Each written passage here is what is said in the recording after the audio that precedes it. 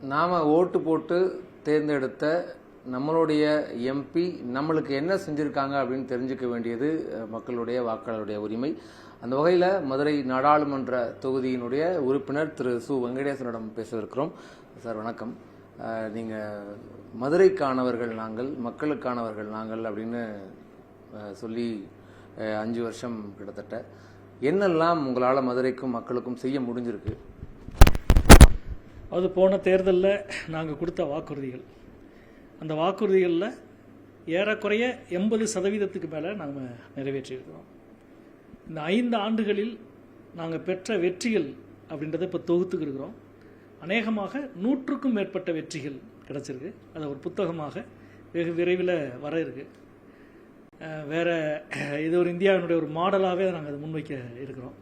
ஒன்று, நீங்கள் எந்த துறையில் கேட்டாலும் அந்த துறையில் ஏதாவது ஒரு வேலை செஞ்சுருப்போம்.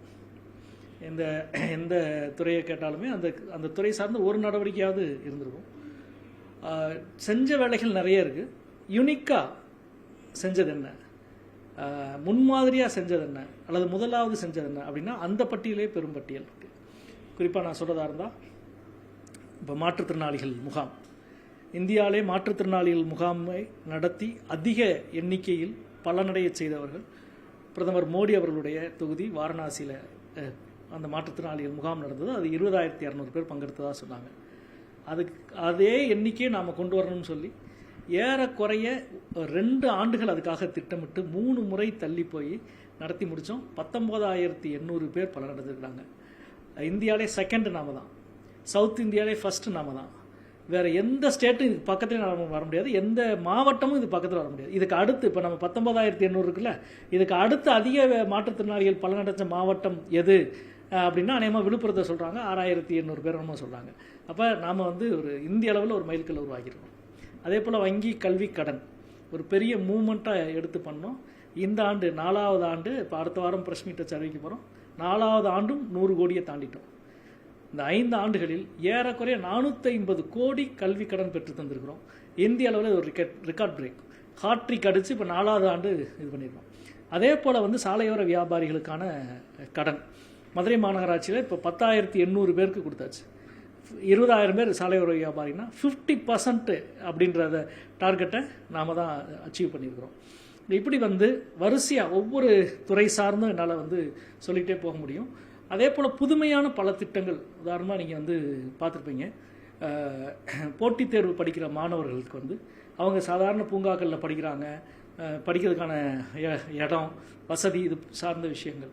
அப்படி பூங்காக்களில் படிக்கிற பொழுது பூங்காவுடைய காவலர் அவங்கள போக சொல்கிறது, பூங்காவுக்கு வர்ற மற்றவங்கனால அவங்க டிஸ்டர்ப் ஆகிறது. இந்த நிலையில் இருந்தனால போட்டித் தேர்வில் படிக்கிற மாணவர்களுக்காக மட்டுமே ஒரு படிப்பக வளாகத்தை, ஒரு பூங்காவை உருவாக்க வேண்டும் என்று முடிவு செஞ்சு அநேகமாக இந்தியாவிலே அதுதான் முதல் பூங்கா. ஆமாம், ஸ்டடி பார்க். அதில் எல்லா வசதியும் ஒய்ஃபையில் இருந்து சிசிடிவி கேமரா இருந்து அங்கே படிக்கிற மாணவர்களுக்கு காலை 9:30 மணிக்கு டீ, சாயந்தரம் ஒரு 4 மணிக்கு ஏதாவது ஒரு நொறுக்கு தண்ணி, ஸ்நாக்ஸ் இவ்வளவும் கொடுத்து காலையில் 4 மணிக்கு திறக்கிறோம் இந்த பூங்காவை. இரவு 11:30 மணிக்கு முடிக்கிறோம்.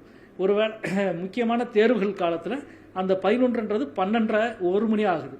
அந்த அளவுக்கு நீங்கள் அன்றைக்கி தான் போய் பார்த்தேன், சென்னையிலேருந்துலாம் கூட இங்கே ரூம் எடுத்து மாணவர்கள் தங்கி படிக்கிறாங்க. அப்படி ஒரு அட்மாஸ்பியர் அங்கே உருவாகியிருக்கு. அது ஒரு முதல். இப்போ நம்மளை பார்த்து தான் பக்கத்தில் விருதுநகரில் பூங்கா உருவாக்கியிருக்காங்க, வேறு 2-3 மாவட்டங்களில் உருவாக்கியிருக்கிறாங்க. அதே போல் ஸ்போர்ட்ஸ் குழந்தைங்களுக்கு காலை உணவு திட்டம். மதுரை அரசு மீனாட்சி மகளிர் கல்லூரியில் உடைய மாணவி அவங்க சர்வதேசிய கால் குத்துச்சண்டை போட்டியில் பரிசு வாங்கிட்டு இருந்தாங்க. அப்போ அவங்கள கூப்பிட்டு இங்கே தான் பாராட்டிக்கிட்டு இருக்க போது வேறு என்ன சப்போர்ட் நாங்கள் செய்யணும் அப்படின்னு கேட்குற பொழுது அவங்க கோச் தான் சொன்னார், சார் காலை உணவு, அதாவது ஸ்போர்ட்ஸுக்கு வர்ற எந்த குழந்தையும் காலை உணவு சாப்பிட்டு வர்றதே இல்லை அப்படின்னாரு. என்னங்கன்னா அவங்க கிராமத்துலேருந்து 6 மணிக்கு புறப்பட்டு வராங்க. வந்தால் தான் இங்கே ஒரு 7 மணிக்காக வர முடியும். அந்த 7 to 8 விளையாட்டை முடிச்சுட்டு 8:30 மணி 9 மணிக்கு கல்லூரிக்கு போக முடியும். அப்போ 6 மணிக்கு கிராமத்தில் கிளம்பிட்டு வர்றதுக்கு முன்னாடி சாப்பாடு செஞ்சு கொடுக்குற அளவுக்கு வீட்டில் வசதிகள் இல்லை என்று சொன்னார். அப்போ மற்ற சில தனியார் கல்லூரிலான்னா அதில் கல்லூரியே ஏற்பாடு பண்ணி கொடுக்குது மற்ற கல்லூரியில். அப்போ நம்ம பிள்ளைங்களுக்கு அரசு கல்லூரியில் படிக்கிற நம்முடைய குழந்தைகளுக்கு நாம் செய்யணும்னு சொல்லிட்டு ஆற்றல் அமுது அப்படின்னு ஒரு திட்டத்தை ஆரம்பித்தோம். வழக்கமான காலை சிற்றுண்டி கிடையாது, நல்ல புரோட்டீனுடன் கூடிய புரதச்சத்துடன் கூடிய சிற்றுண்டி. அது மருத்துவர் கு சிவராமன் தான் வந்து அந்த சிற்றுண்டி மெனுவை டிசைன் பண்ணார். தினசரி முட்டை, தினசரி பால், ஏதாவது ஒரு பயிர் வகை, அப்புறம் வந்து இட்லி அல்லது வந்து பொங்கல், அந்த மாதிரியான ஓராண்டு. இந்த பிப்ரவரி வந்தால் ஓராண்டு, அடுத்த வாரம் வந்து ஓராண்டு கொண்டாட போகிறோம். அதை நம்ம வந்து செஞ்சுக்கிறோம். இப்படி பல்வேறு துறைகளில் வந்துட்டு நாம் வந்து முன்முயற்சியாக முதன்மையாக செய்திருக்கிறோம். இது போக மொத்த தமிழ்நாட்டுக்குமே உங்களுக்கு தெரியும், போட்டித் தேர்வுகளில் தமிழகத்தினுடைய மாணவர்களினுடைய உரிமை, உதாரணமாக வந்து மொழி சார்ந்த பிரச்சனைகள் எது வந்தாலும் உடனடியாக தலையீடு செய்து தமிழ்நாட்டினுடைய உரிமையை காப்பாற்றுவதில், குறிப்பாக தேர்வு தாள்களிலே காப்பாற்றுவதில் அதை உறுதிப்படுத்துகிறோம். அதே போல் தேர்வு மையங்கள், தமிழ்நாட்டுக்கான தேர்வு மையங்கள், பல தேர்வு மையங்கள் வந்து தமிழ்நாட்டை விட்டு வெளியில் போடுறாங்க. அப்போல்லாம் உடனே தலையிட்டு தமிழ்நாட்டில் தேர்வு மையத்தை உறுதிப்படுத்தியிருக்கிறோம். அதே போல் தமிழ்நாட்டிலே வந்து மயிலாடுதுறையில் மட்டும்தான் வந்து ஒரே ஒரு வந்து மத்திய அரசினுடைய வாலிபால் கைப்பந்தாட்டத்துக்கான ஒரே பயிற்சி மையம் மயிலாடுதுறையில் மட்டும்தான் இருந்தது. அந்த பயிற்சி மையத்தை மயிலாடுதுறையிலிருந்து குஜராத்துக்கு மாற்றி பயிற்சி மையத்தையே மூட முயற்சி பண்ணாங்க. நாம தான் உடனடியாக தலையிட்டோம். நம்முடைய மதுரை மாணவி தான் வந்து என்கிட்ட மனு கொடுத்தாங்க. மாணவியும் பெற்றோர் வந்து கொடுத்தாங்க, சார் இந்த மாதிரி மாற்றுறாங்கன்ட்டு. எங்கே மாற்றுறாங்கன்னா குஜராத்துக்கு மாற்றுறாங்கன்னு உடனடியாக தலையிட்டு செஞ்சு அதை மயிலாடுதுறையிலே வந்து இன்றைக்கி வந்து அது நடக்குது. நம்முடைய தமிழ்நாட்டு மாணவர்கள் எல்லாமே பங்கெடுக்கிறாங்க.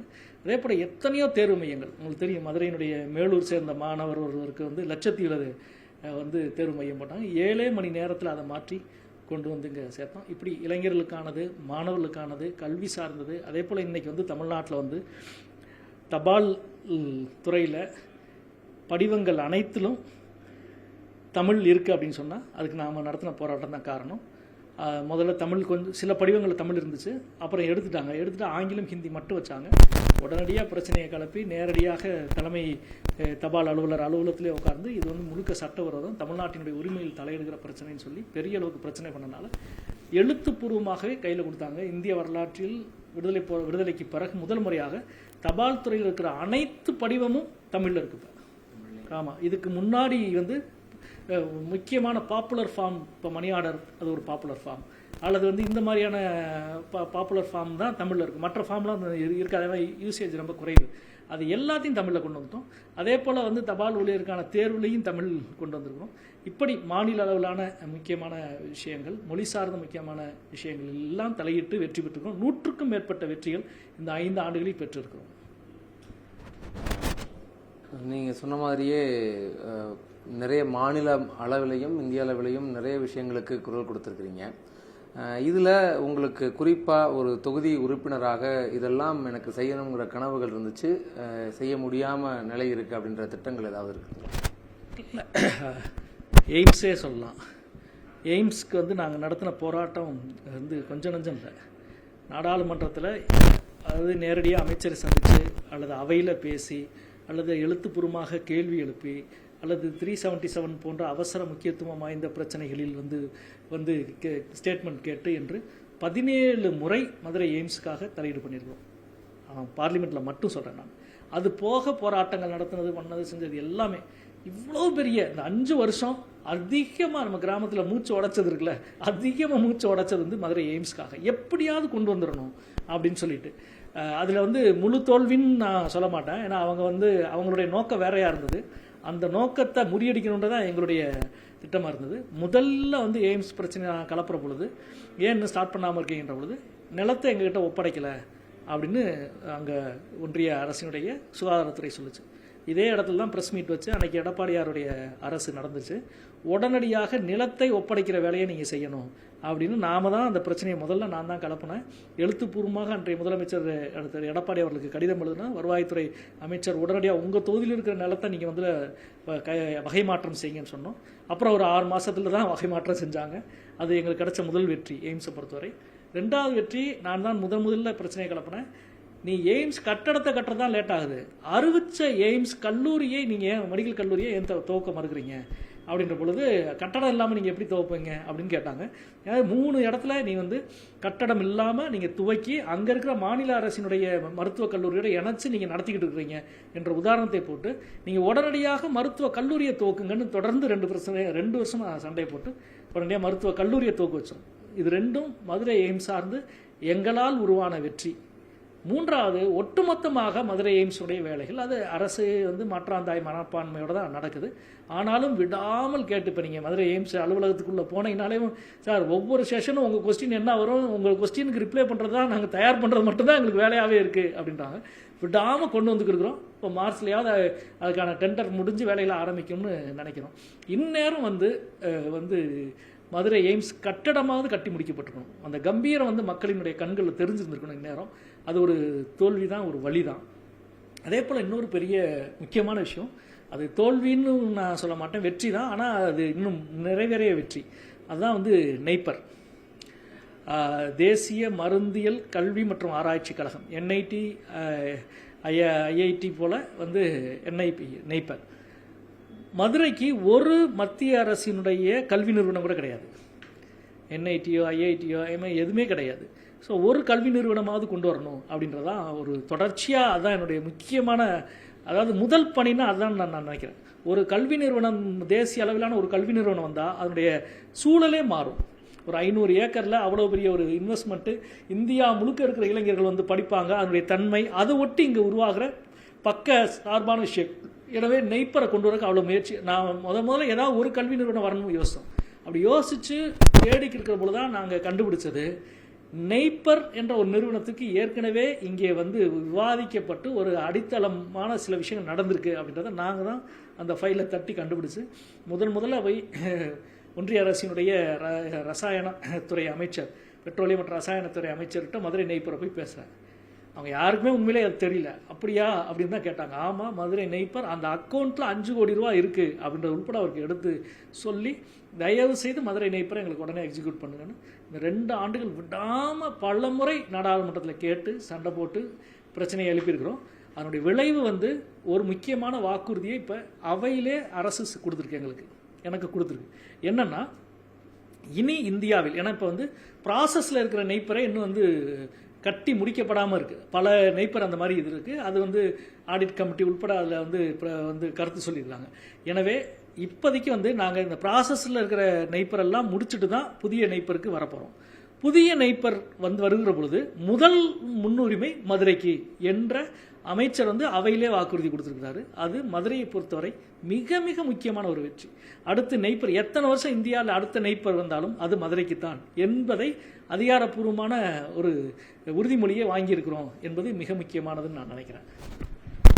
சார், இப்போ மதுரை சார்ந்து முன்வைக்கும் போது வட தமிழகம் மாதிரியோ அல்லது கொங்கு மாதிரியோ கோவை மாதிரியோ இங்கே எந்த தொழில் ரீதியாகவோ கட்டமைப்பு ரீதியாகவோ இன்ஃப்ராஸ்ட்ரக்சராகவோ வளர்ச்சி இல்லை, ஒரு 15-20 வருஷமாக ஒரு தேங்கின நிலை என்பது இருக்குது அப்படிங்கிறாங்க. அப்படி ஒரு விமர்சனம் மதுரை சார்ந்த தென் தமிழ்நாடு சார்ந்து முன்வைக்கக்கூடிய விமர்சனமாக இருக்குது. அதுக்கு நம்ம எடுத்த முயற்சிகள் குறிப்பாக மாண்புமிகு தமிழக முதல்வர் அவர்களை சந்தித்து 24 கோரிக்கைகளை நான் வந்து முன்வைத்தேன். மதுரையினுடைய தொழில் வளர்ச்சி, கட்டமைப்பு வளர்ச்சி, இதுக்கான முக்கியத்துவம் என்பதான். ஏன்னா கட்டமைப்பு வளர்ச்சி தான் வந்து ஒரு நகரத்தினுடைய அடுத்த கட்டத்துக்கு அடிப்படை. அப்புறம் தான் தொழிலோ வணிகமோ சுற்றுலாவோ எல்லாமே வரும். அப்படி வருகிற பொழுது குறிப்பாக தென் தமிழகம் வந்து பின்தங்கி போய் தான் இருக்குது அப்படின்றதுல எந்த சந்தேகமும் கிடையாது. இப்போ நாங்கள் எடுத்த முயற்சியினுடைய விளைவாக டைட்டல் பார்க்கு, அது வந்து 10,000 கோடி ரூபாய் இன்வெஸ்ட்மெண்ட்டுக்கான டைட்டல் பார்க்கு உடனடியாக முதல்வர் அவர்கள் அறிவித்தார்கள். அதுக்கான இடம்ன்றது ஒரு பெரிய டிஸ்பியூட்டாக இருந்தது, அவங்களுக்கு தெரியும். மதுரையில் அந்த போன்ற விஷயங்கள் இப்போ அந்த இடத்த வந்து இறுதிப்படுத்தியாச்சு. நம்முடைய மாட்டுத்தாவணி பஸ் ஸ்டாண்டுக்கு பக்கத்தில் அது மாநகராட்சி இடம். அப்போ வந்து மாநகராட்சியும் வந்து தொழில்துறையும் இணைந்து வந்து அதை வந்து செய்ய வேண்டியிருக்கு. அதுக்கான ஒரு ஃபார்முலாவை உருவாக்கிட்டு இருக்காங்க. இப்போ கடந்த ஒரு 10 நாளைக்கு முன்னாடி கூட போராட்ட இடத்தெல்லாம் வந்து சுத்தப்படுத்தி அப்புறப்படுத்தி இருக்குது. ஸோ அதிகபட்சம் போனால் ஒரு 6 மாதத்துக்குள்ளே வந்து அதனுடைய கட்டுமானங்கள் துவங்குற போது ஒட்டுமொத்தமாகவே வந்து ஒரு 10,000 பேருக்கு வேலை கொடுக்குற தொழில் வந்து அங்கே வரப்போகுது. 10,000 பேருக்கு வேலை என்பது ஒரு பெரிய முக்கியமான விஷயம் நான் நினைக்கிறேன். இது ஒன்று. 2வது, அதே போல் வந்து மதுரையினுடைய ஜெயிலில் வந்து இடம் மாற்றணும் அப்படின்னு நாம தான் போய் கோரிக்கை வச்சோம். எப்படி சென்னையில் இருக்க சிறைச்சாலை மாற்றி புழலுக்கு கொண்டு போயிட்டு சென்னையினுடைய மத்திய சிறை பகுதி முழுக்க அப்படியே மருத்துவமனைக்கு கொடுத்தாங்க. அது உண்மையிலே சென்னை அரசு மருத்துவமனைக்கு ஒரு மிகப்பெரிய வாய்ப்பு, சென்னை மக்களுக்கான வாய்ப்பு. இப்போ நம்மளுக்கு மிகப்பெரிய பிரச்சனைன்னு நான் நினைக்கிறது வந்து அரசு ராஜாஜி மருத்துவமனை. 1 சென்ட் இடம் கூட கிடையாது. இப்போ இதில் எப்படி அதை விரிவாக்கணும்னு தெரியல.